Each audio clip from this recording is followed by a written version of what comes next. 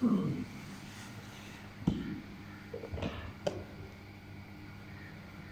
باللہ من الشیطان الرجیم بسم اللہ الرحمن الرحیم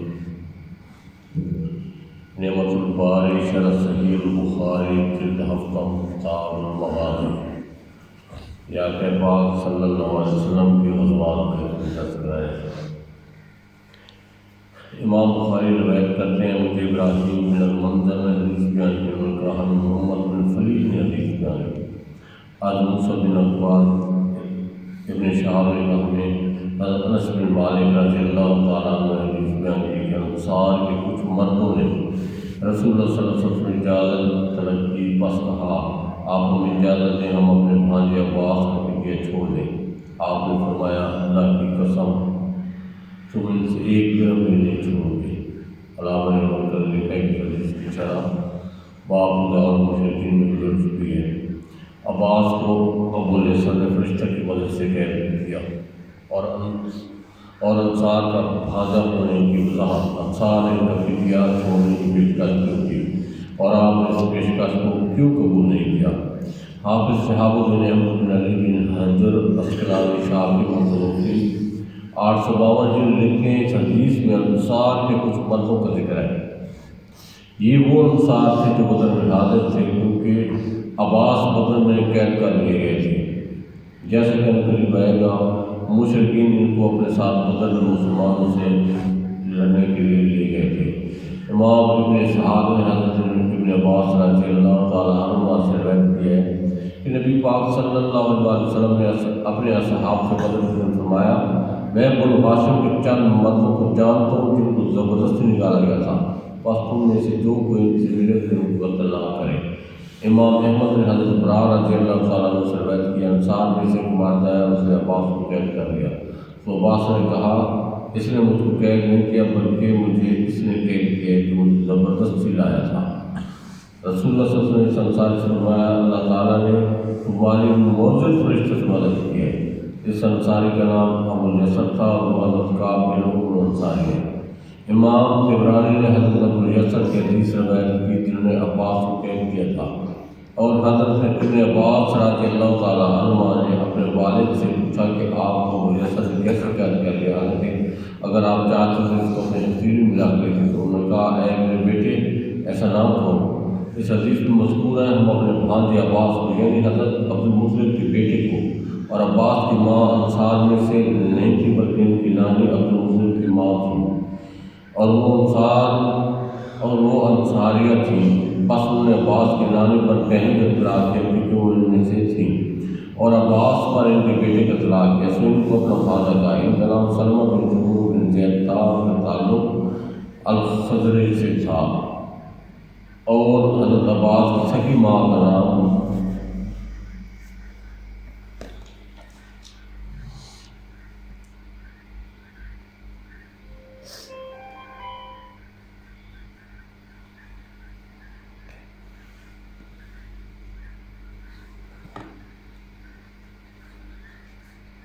یہاں پہ مس پرنٹ ہے۔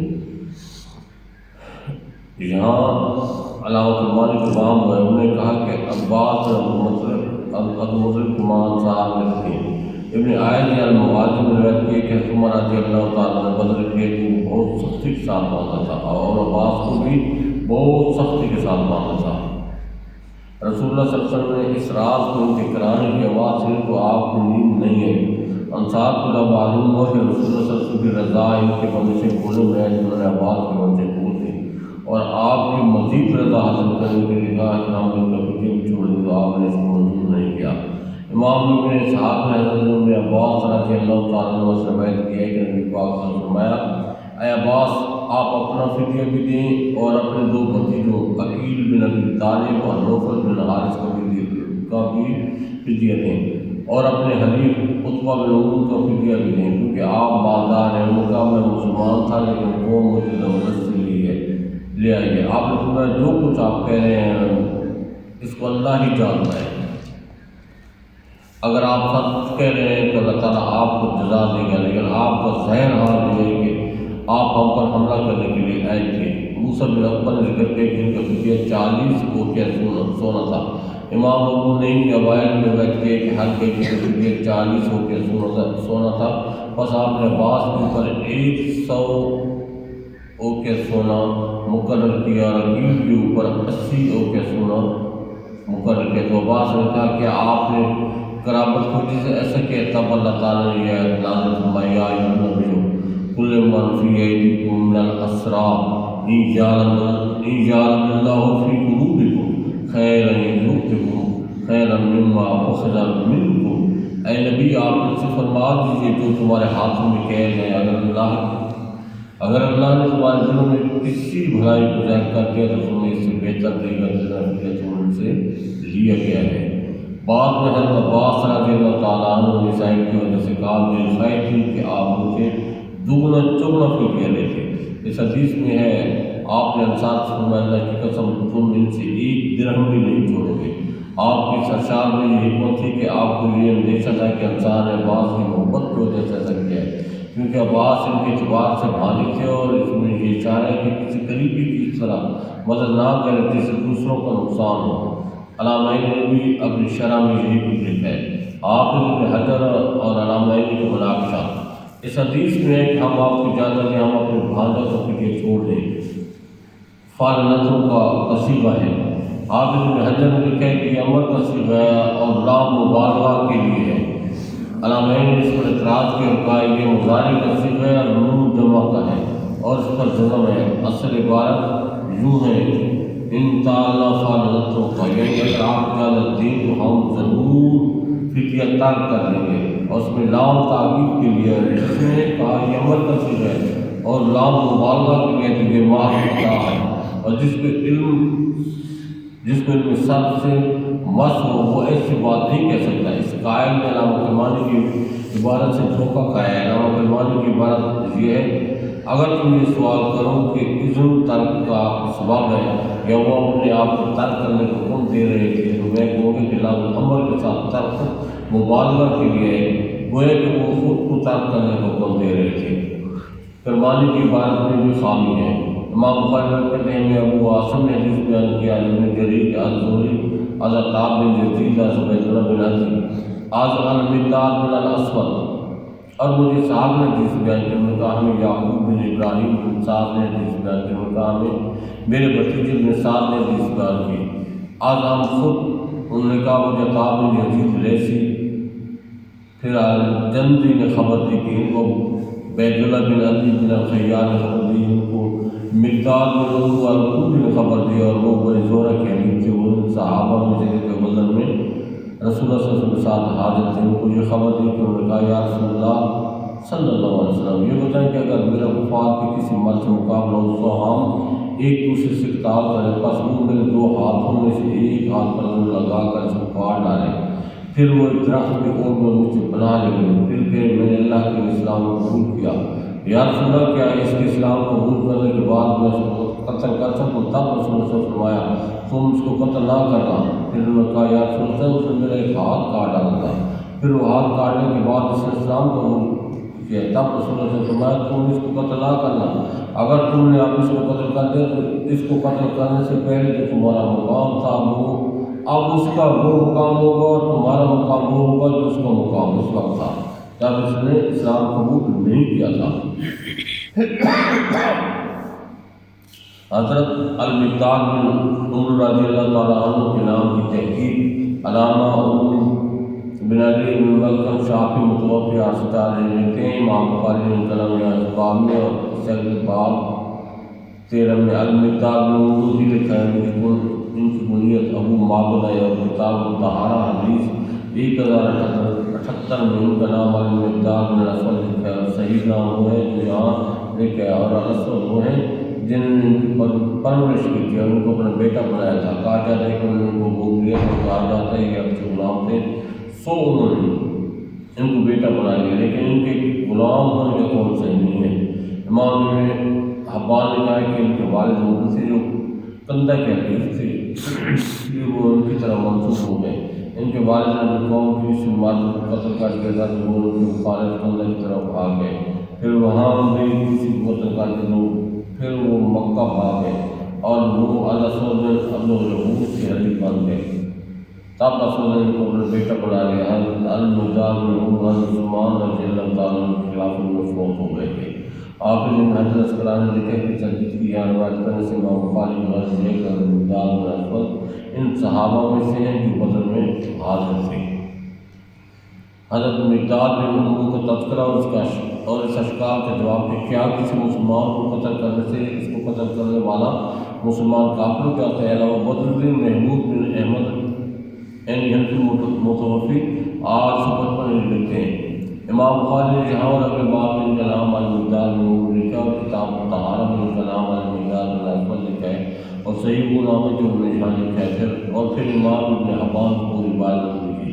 علامہ ابن عبد البر نے لکھا ہے کہ حضرت المقداد بن عمر فوزلا اور نجواب میں سے ہے، انہوں نے مصر فتح کیا اور وہیں جرف میں فوت ہو گئے۔ پھر ان کی میت کو مدینہ لایا گیا اور وہاں ان کو دفن کیا گیا اور 33 ہجری میں حضرت عثمان رضی اللہ تعالیٰ عنہ کی نماز جنازہ پڑھی۔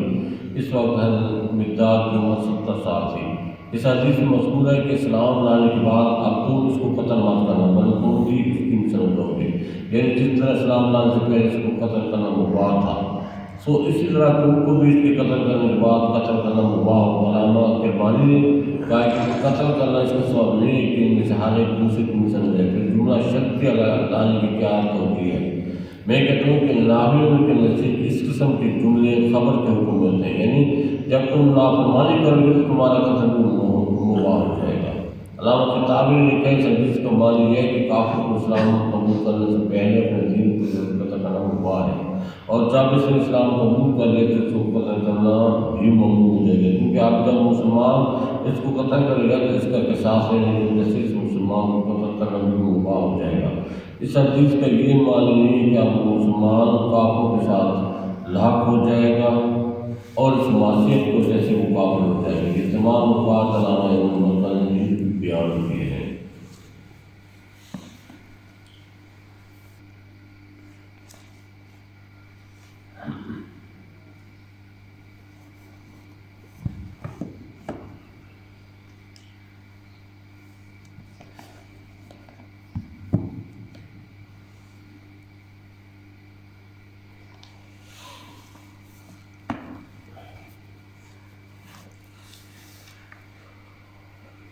آج کا بیان کل نفس ذائقۃ الموت، ہر جان کو موت کا ذائقہ چکھنا ہے۔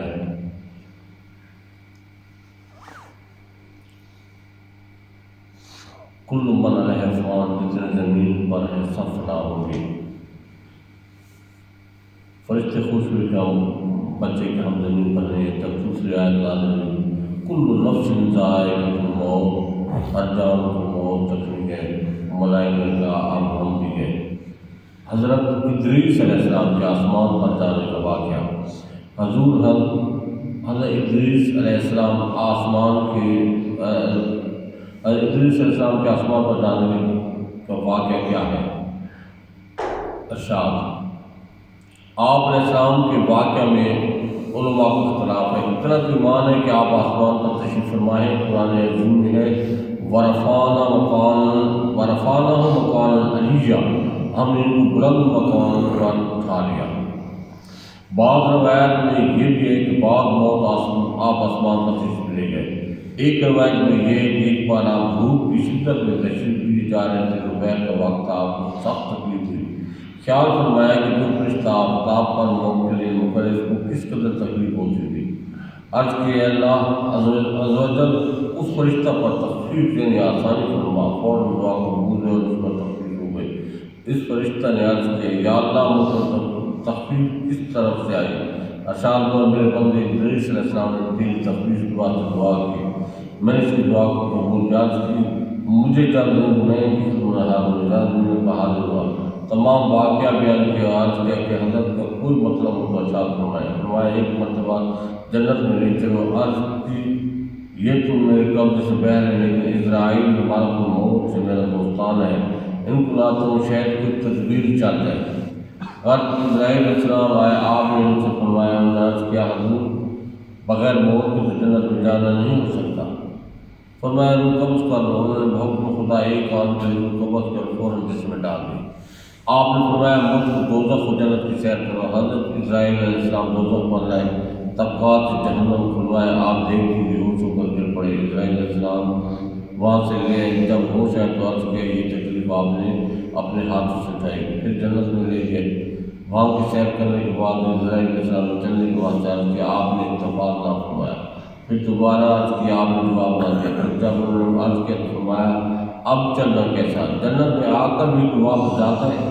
اللہ تعالیٰ نے ایک فرشتہ کو ان دونوں میں فیصلہ کرنے کے واسطے بھیجا۔ اس نے آ کر پہلے حضرت اسرائیل علیہ السلام سے سارا واقعہ سنا، پھر آپ سے دریافت کیا کہ آپ کیوں نہیں تشریف لے جاتے؟ ارشاد فرمایا، اللہ تعالیٰ فرماتا ہے کہ کل نفس ذائقۃ الموت، ہر جان کو موت چکھنی ہے اور میں موت کا مزہ چکھ چکا ہوں۔ اور فرمایا وَإِن مِّنكُمْ إِلَّا وَارِدُهَا، تم میں سے ہر ایک جہنم کی سیر کرے گا اور میں جہنم کی سیر بھی کر رہا ہوں۔ اور فرمایا وَمَا هُم مِّنْهَا بِمُخْرَجِينَ، اور وہ لوگ جنت سے کبھی نہ نکالے جائیں گے۔ اب میں جنت میں آ گیا، کیوں جو حکم میرا بندہ ادریس علیہ السلام سچا ہے اسے چھوڑ دو۔ حضور اقدس صلی اللہ علیہ وسلم سے حضرت خضر علیہ السلام کی ملاقات، ٹھیک ہے نا۔ حضرت خضر علیہ السلام کے بارے میں وہ ہے کس طرح کی وہ حیات ہے، بالکل ٹھیک ہے، اہل سنت ہم لوگ مانتے ہیں۔ اب یہاں پہ یہ سوال اٹھائیں گے کیا حضرت خضر کی ملاقات حضور پاک صلی اللہ علیہ وسلم سے ہوئی؟ حضرت خضر علیہ السلام کی لقاء یعنی ملاقات حضور اقدس صلی اللہ علیہ وسلم سے ثابت ہے یا نہیں؟ ارشاد لقاء ثابت ہے۔ پھر فرمایا کس نبی کو حضور اقدس صلی اللہ علیہ وسلم سے لقاء نہ ہوئی؟ سب اولین و آخرین و انبیاء و مرسلین نے حضور اقدس صلی اللہ علیہ وسلم کے پیچھے بیت المقدس میں نماز پڑھی۔ حضرت جامی رحمۃ اللہ تعالیٰ علیہ فرماتے ہیں نماز اسرا میں تھا یہی سر یوم مانی اول آخر دست بستہ ہیں پیچھے حاضر جو سلطنت آگے کر گئے تھے۔ پھر فرمایا جب تمام انبیاء اور مرسلین کے ساتھ نماز پڑھی اور بیت المعمور میں سب انبیاء اور امت مظلومہ نے بھی، کچھ لوگ پہلی صف میں تھے، کچھ دوسری، کچھ تیسری اور کچھ ان صفوں میں سے جو بیت المعمور کے پیر تھے۔ فرق کے مراتب میں تھا، ان میں کچھ کے کپڑے سفید تھے اور کچھ کے میلے سفید والے سالین اور میلے ہم جیسے گنہگار۔ پڑھی سب نے بیت المعمور میں۔ تکبیر تحریمہ کے وقت ہاتھ اٹھا کر چھوڑ دینا کیسا؟ حضرت بعض لوگ تکبیر تحریمہ کے وقت ہاتھ اٹھا کر چھوڑ دیتے ہیں پھر نیت باندھتے ہیں، نہیں چاہیے، بلکہ بعض لوگ پہلوانوں کی طرح جھٹکا بھی دیتے ہیں۔ بدبودار دوائی لگا کر مسجد میں جانا، حضور مسجد میں بدبو کے ساتھ نہ جانا چاہیے۔ اگر کوئی دوا بدبودار لگائی تو کیا کرے؟ کھجلی یعنی خارش وغیرہ میں اگر گندک وغیرہ لگائی ہو تو مسجد کی حاضری معاف ہے۔ استفتاء کے متعلق سائل کے دھوکے، ایک صاحب فرائض یعنی وراثت کا استفراء یعنی مسئلہ لائے کہ سلسلے ماں کی اولاد تک کا پہنچتا ہے یا نہیں، اس پر ارشاد فرمایا یہ عجیب سوال ہے، ایسا سوال آپ تک نہیں آیا، یعنی مسئلہ دریافت کرنے والا یہ چاہتا ہے کہ دھوکے سے اس کے موافق لکھ دیا جائے۔ اس وقت ضرورت اس بات کے کہ جواب کے سوچنے سے پہلے سوال کو سمجھے کہ اس میں دھوکہ تو نہیں ہے۔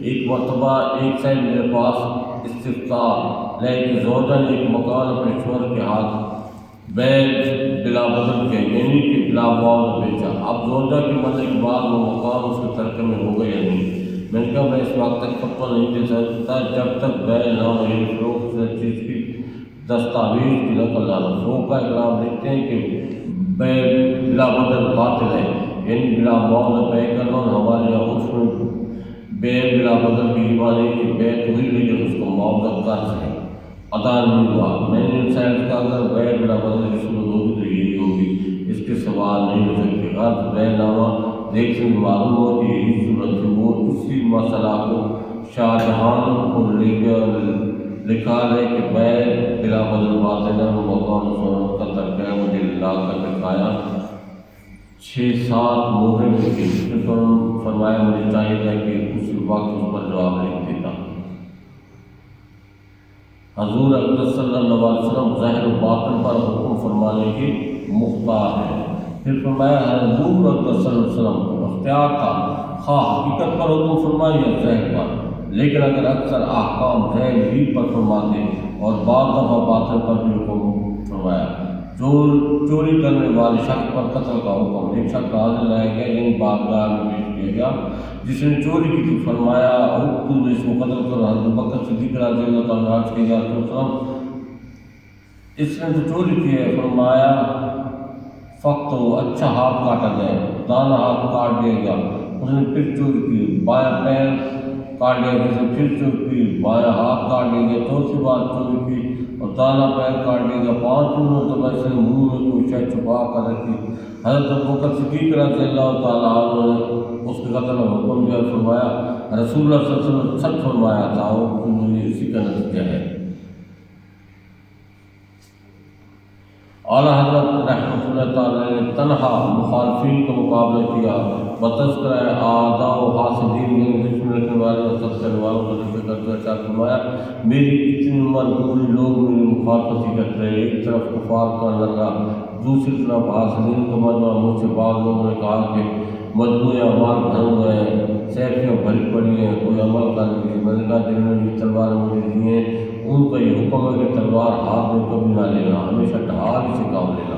چنانچہ کبھی کسی پر حربہ عمل نہ کی سوائے ایک دفعہ کہ میں نے کرنا چاہا نہ جسے ثابت کر دیا گیا کہ تیرے لیے کچھ نہیں سکتا، ہم کرتے ہیں۔